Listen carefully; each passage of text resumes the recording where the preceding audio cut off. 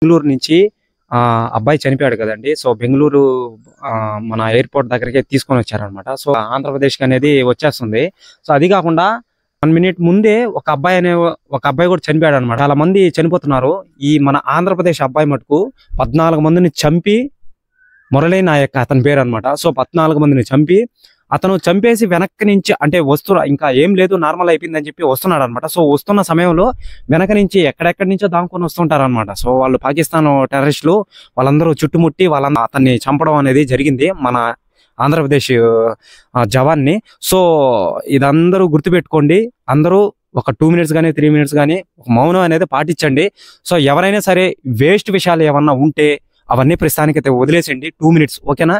So అది కాకుండా కర్ణాటక కానీ మళ్ళీ వచ్చి పంజాబ్ రాష్ట్రాలలో చనిపోయారని చెప్పి అప్డేట్ అనేది వచ్చింది. సో అది ఎంతవరకు నిజం కరెక్ట్ కాదు తెలియట్లేదు. సో చూద్దాం.